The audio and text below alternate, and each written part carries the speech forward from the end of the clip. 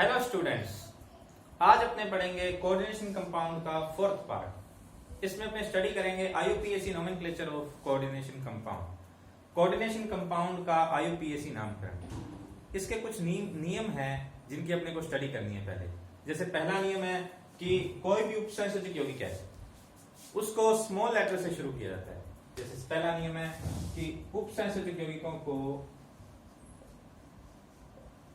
Small letter से प्रारंभ किया जाता है, पहला नियम। ठीक है।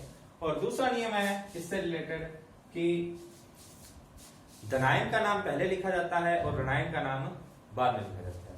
तो धनायन का नाम पहले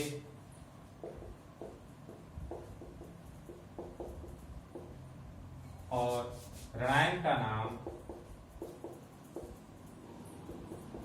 बाद में लिखा जाता है। जैसे अपने बात करें कोई भी आयनिक यौगिक होता है, तो आयनिक यौगिक जैसे अपने बात करें NaCl या MgCl2, इसकी बात करें तो Na के ऊपर बेटा होता है प्लस और Cl के ऊपर होता है माइनस। तो Na के ऊपर प्लस है तो प्लस का नाम पहले लिखा जाता है और माइनस का नाम क्या लिखा जाता है, बाद में। तो इसका नाम कैसे, सोडियम क्लोराइड। सोडियम पहले और क्लोराइड बाद में। इसी प्रकार इसमें Mg के ऊपर +2 और Cl के ऊपर -1। तो इसी तरह से इसका नाम क्या आएगा, मैग्नीशियम क्लोराइड। मैग्नीशियम का नाम पहले और क्लोराइड का नाम बाद में। तो ये अपने था दूसरा नियम। पहला नियम क्या है कि कोई भी उपसंयोजक यौगिक है उसको स्मॉल लेटर से प्रारंभ किया जाता है। और दूसरा नियम है कि धनायन का नाम पहले लिखा जाता है और ऋणायन का नाम बाद में लिखा जाता है, जैसे कि आयनिक यौगिकों में अपने करते हैं। नंबर 3, तीसरा नियम क्या है कि प्रति आयनों की संख्या का उल्लेख नहीं किया जाता। प्रति आयनों की संख्या का उल्लेख नहीं किया जाता। इसको अपने इस प्रकार से समझ सकते हैं, जैसे कोई भी उपसंयोजक यौगिक है, जैसे K4FeCN6। इसमें देखें ये जो ब्रैकेट के अंदर पार्ट, ब्रैकेट के अंदर है, इसको क्या कहते हैं, अपने समन्वयी मंडल कहते हैं, कोऑर्डिनेशन स्फीयर कहते हैं। और इसके जो बाहर है इसको क्या कहते हैं, अपने आयनिक मंडल भी कहते हैं और प्रति आयन भी कहते हैं। तो अब इसमें देखें आयनिक मंडल क्या है, पोटेशियम। और पोटेशियम कितने हैं इसमें, 4 पोटेशियम है, तो इसको टेट्रा पोटेशियम नहीं लिखा जाएगा। क्या लिखा जाएगा, केवल पोटेशियम। एक एग्जांपल और ले सकते हैं अपने इसी प्रकार, जैसे CONH3 का 6Cl3। इसमें प्रति आयन क्या है, ऋणात्मक है। प्रति आयन ऋणात्मक है तो और क्या है, ये ब्रैकेट के अंदर वाला समन्वयी मंडल और ये बाहर क्या है, प्रति आयन। और इसको क्या लिखेंगे अपने, क्लोराइड।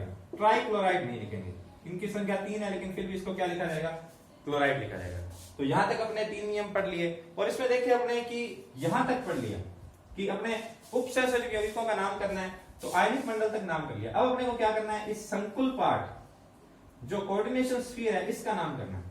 तो आगे नंबर 4 है फोर्थ नियम है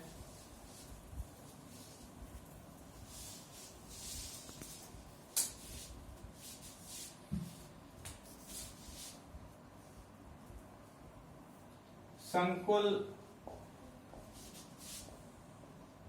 लवण या संकुल आयन का नाम। संकुल आयन का नाम, तो संकुल आयन के नाम में क्या है कि ये देखो आप कि जैसे K4FeCN6, तो इसमें ये संकुल आयन है। इसमें 2 पार्ट है, एक ये CMA केंद्रीय धातु परमाणु और दूसरा ये लिगेंड। ठीक है। तो इनमें क्या होता है कि पहले लिगेंड का नाम लिखा जाता है, लिगेंड का नाम लिखा जाता है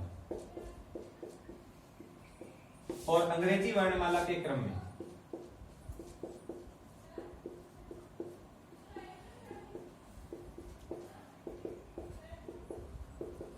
इससे क्या तात्पर्य है, अंग्रेजी वर्णमाला के क्रम में। जैसे हमने बात करें कोई एक यौगिक है PtCl2NH3 का 4, +2। इसमें बात करें तो ये देखें, इसमें दो प्रकार के लिगेंड है, एक Cl है और एक NH3 है। और ये NH3 को लिखा जाता है एमीन, एमीन शुरू होता है A से, और Cl को लिखा जाता है क्लोरो या क्लोरिडो, तो ये शुरू होता है C से।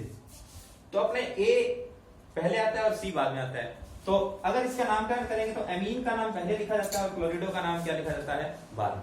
तो अपने सबसे पहले संकुलायन का अगर अपने नाम करते हैं तो इसमें सर्वप्रथम किसका नाम आता है, लिगेंड का नाम। लिगेंड का नाम लिखेंगे और लिगेंड को किसके अकॉर्डिंग लिखेंगे, अंग्रेजी वर्णमाला के क्रम में।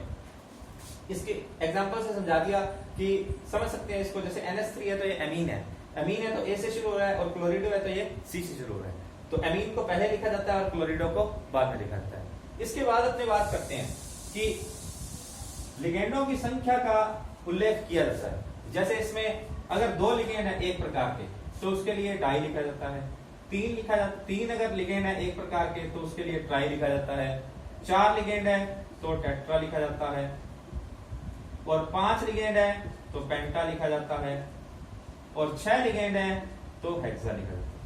एक ही प्रकार के अगर एक से अधिक लिगेंड है तो उनकी संख्या का उल्लेख किया जाता है। जैसे 2 के लिए डाई, 3 के लिए ट्राई, 4 के लिए टेट्रा, 5 के लिए पेंटा और 6 के लिए हेक्सा। लेकिन इसमें भी कई बार ऐसे आता है कि कुछ लिगेंड इस प्रकार है, कुछ कार्बनिक लिगेंड है या कुछ लिगेंड इस प्रकार है जिसमें डाई, ट्राई, टेट्रा वर्ड पहले से आ चुके हैं, तो उनके लिए अपने ये वर्ड यूज नहीं करते। जैसे अपने एग्जांपल ले सकते हैं इसका,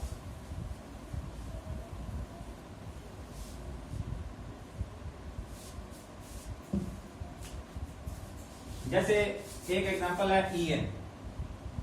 EN को क्या लिखते हैं अपने, इथाइलिन डाइअमीन, या इसको कहते हैं अपने एथेन डाइअमीन। ये इसका फार्मूला होता है, और इसको लिखा क्या जाता है, एथेन 1,2 डाइअमीन, ये लिखा जाता है। अब इसमें डाई वर्ड पहले से आ गया, अब इसमें डाई वर्ड पहले से आ गया तो इसके अगर 2 ले, जैसे अपने इसका एग्जांपल लें PP EN का, या CO EN का थ्राइस +3, तो अब इनकी संख्या 3 आ गई, तो 3 आ गई तो इसके लिए ट्राई नहीं यूज करेंगे। अगर ये 2 हैं तो इसके लिए यूज करते हैं अपने बिस, 3 है तो इसके लिए यूज करते हैं ट्रिस, और 4 है तो इसके लिए यूज करेंगे टेट्राकिस, और 5 हैं तो इसके लिए यूज करते हैं अपने पेंटा। ठीक है, तो अब ये कितने हैं, 3 है, तो 3 है तो इसके लिए क्या आएगा, ट्रिस। समझ आ गई बात। तो दोबारा सुनेंगे कि कुछ इस प्रकार के लिगेंड हैं जिसमें क्या होता है कि डाई, ट्राई, टेट्रा इस प्रकार के वर्ड पहले से होते हैं, या कुछ कार्बनिक लिगेंड में भी ये रूल अप्लाई होता है। तो उसके लिए क्या है कि उसके लिए डाई, ट्राई, टेट्रा नहीं लगाया जाता। क्या लगाते हैं, 2 के लिए बिस, 3 के लिए ट्रिस, 4 के लिए टेट्राकिस और 5 के लिए पेंटाकिस। तो यहाँ पर ये 3 है तो इसके लिए क्या लगेगा, ट्रिस लगेगा। इसके बाद अगर अपने बात करें, हाँ एक बात और है कि इसको जब इसका नाम लिखा जाता है तो इसके ब्रैकेट के अंदर लिखा जाता है, इस प्रकार से ये छोटे ब्रैकेट के अंदर लिखा जाता है। इसके बाद अपने ये तो हो गया लिगेंड का से रिलेटेड कुछ बातें। इसमें जब लिगेंड की परिभाषा की थी तो आपको बताया था कि 3 प्रकार के लिगेंड होते हैं, ऋणात्मक लिगेंड, धनात्मक लिगेंड और उदासीन लिगेंड। तो उसमें क्या है कि जैसे अपने बात करें ऋणात्मक लिगेंड की,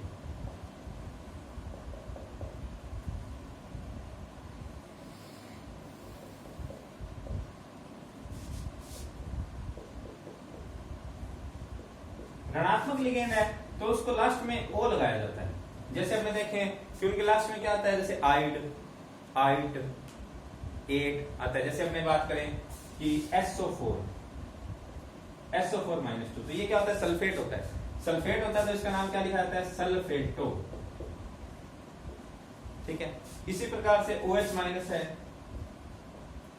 तो इसको क्या लिखा जाता है, ये होता है हाइड्रोक्साइड। हाइड्रोक्साइड होता है तो इसको क्या लिखेंगे, हाइड्रोक्सो। ठीक है, इसी प्रकार Cl- है तो ये क्या होता है, क्लोराइड होता है तो इसको क्या लिखते हैं, क्लोरिडो।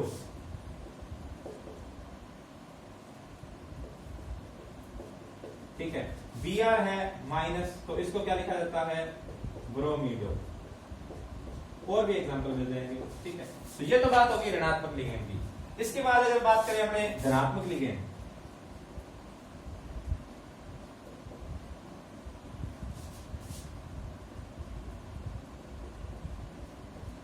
धनात्मक लिगेंड के लास्ट में क्या लगता है, ईएम, ईएम लगता है। जैसे इसके एग्जांपल हैं, जैसे NH2 NH3+, तो ये क्या है, हाइड्रेजीनियम।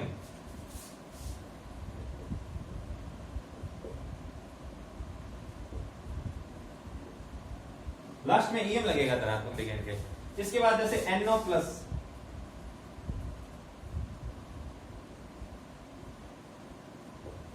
नाइट्रोसोनियम,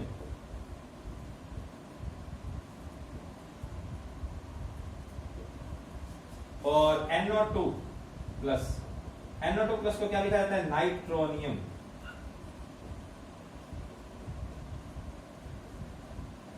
ठीक है, तो ये हो गया धनात्मक लिगेंड से रिलेटेड बात। इसके बाद बात करें अपने उदासीन लिगेंड। उदासीन लिगेंड को वैसे ही लिखा जाता है, इसमें कोई चेंज नहीं किया जाता। उदासीन लिगेंड,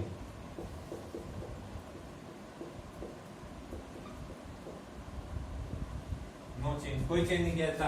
नो चेंज से मतलब क्या है, जैसे ऋणात्मक लिगेंड है तो इसके लास्ट में ओ लगाया जाता है, धनात्मक लिगेंड के लास्ट में ईएम लगाया जाता है। तो उदासीन लिगेंड में कुछ भी चेंज नहीं किया जाता। जैसे हमने बात करें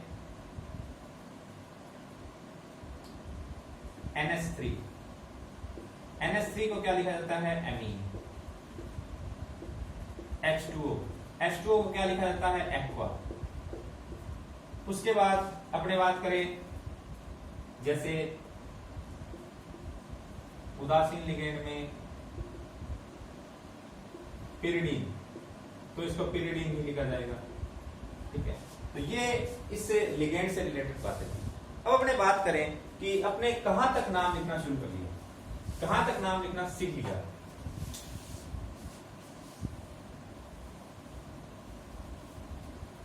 जैसे अपने कोई भी संकुल यौगिक है, जैसे K4FeCN6 या CONH3 का 6Cl, यही है।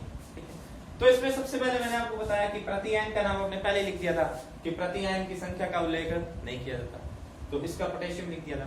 उसके बाद अगर अपने समन्वयी मंडल का नाम लिखते हैं तो सबसे पहले किसका नाम लिखते हैं, लिगेंड का नाम लिखते हैं, और लिगेंड की संख्या का उल्लेख किया जाता है। जैसे 2 के लिए डाई, 3 के लिए ट्राई, 4 के लिए टेट्रा, 5 के लिए पेंटा, 6 के लिए हेक्सा।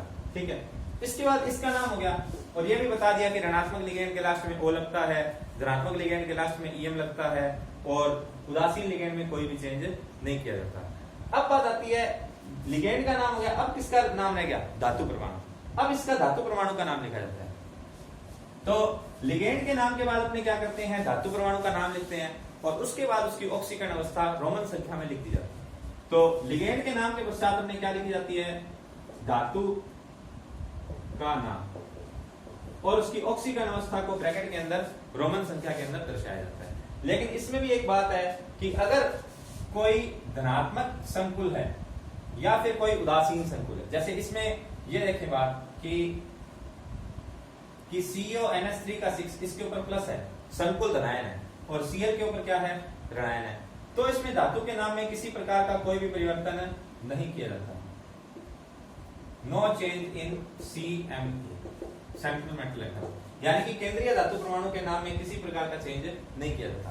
लेकिन बात आती है जब ये सरल धनायन होता है और संकुल क्या है, ऋणायन है, इसके ऊपर +4 है, इसके ऊपर क्या है, -4 है। जब संकुल ऋणायन है तो धातु के नाम के साथ +8 जोड़ दिया जाता है।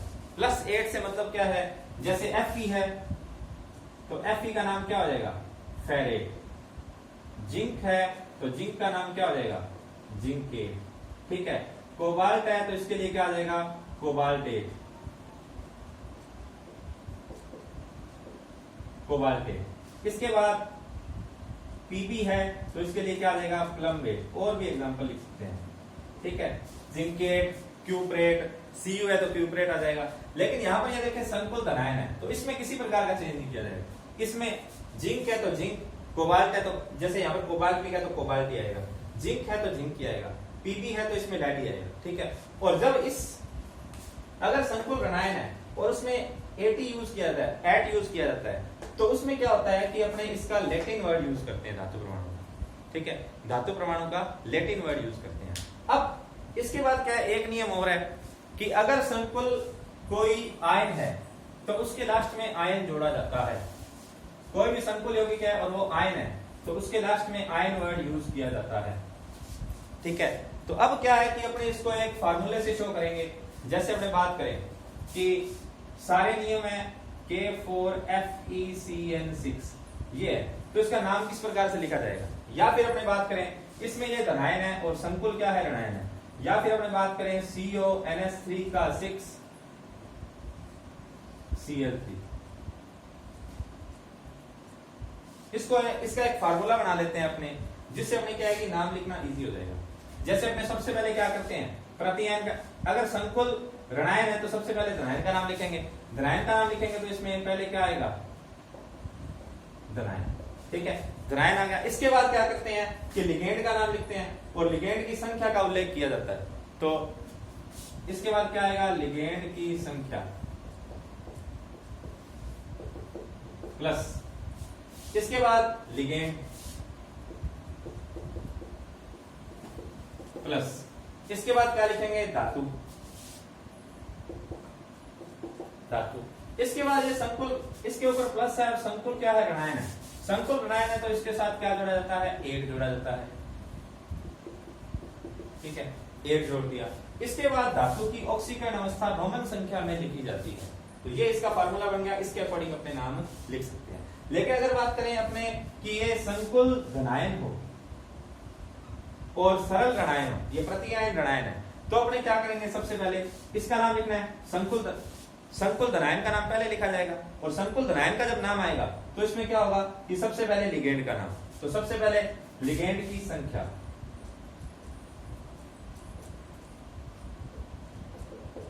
लिगेंड की संख्या प्लस लिगेंड प्लस इसके बाद धातु प्लस इसके बाद में यहां पर अपने 8 लगाया क्योंकि ये संकुल ऋणायन है, लेकिन ये संकुल धनायन है तो इसके आगे 8 नहीं लगेगा, 8 नहीं लगेगा और सीधा क्या लिखेंगे, धातु की ऑक्सीकरण अवस्था रोमन संख्या। और अगर कोई आयन है तो उसमें अपने आयन जोड़ लेंगे। अब अपने इन दोनों का नाम कर लेते हैं, किस प्रकार से नाम क्या होगा। तो इसमें सबसे पहले इनकी संख्या का उल्लेख नहीं करेंगे, क्या आएगा, इसका नाम पोटेशियम। फिर इसके बाद इसकी संख्या, लिगेंड की संख्या कितनी है, हेक्सासाइनो,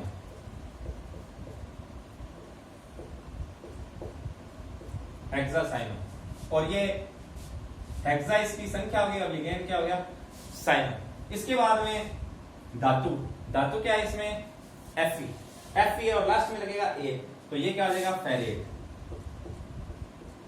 फेरेट। इसके बाद इसकी ऑक्सीकरण अवस्था, ऑक्सीकरण अवस्था निकालनी बताई हुई है, इसकी ऑक्सीकरण अवस्था है तो नंबर सेकंड आ जाएगा रोमन संख्या में। और उसके बाद में ये इसका नाम हो गया। इसके बाद अगर बात करें इसका नाम करें अपने, तो इसका नाम करेंगे तो सबसे पहले क्या आएगा, लिगेंड की संख्या कितनी है, हेक्सा, लिगेंड एमीन, एमीन। इसके बाद कोबाल्ट, ऑक्सीकरण अवस्था इसकी 3 है रोमन संख्या में। और इसके बाद में ये देखिए यहाँ पर कोबाल्ट आएगा, यहाँ पर फेरेट आया और यहाँ पर कोबाल्ट, क्योंकि ये ऋणायन है तो 8 लग गया और यहाँ पर 8 नहीं लगेगा। अगर ऋणायन होता तो कोबाल्ट 8 हो जाता। इसके बाद इसमें आ जाएगा क्लोराइड, ये इसका हो गया नाम। अब अपने बात है कि एक बात और ध्यान रखनी है कि जो संकुल है यहां से लेके यहां तक, इसका नाम एक शब्द में लिखा जाता है। जैसे यहां से देखें आप हेक्सासाइनोफेरेट, ये एक शब्द में लिखा है। यहां पर देखें हेक्साएमीन कोबाल्ट, ये एक शब्द में लिखा है। इसके बाद आज के लिए इतना ही। Thanks for watching.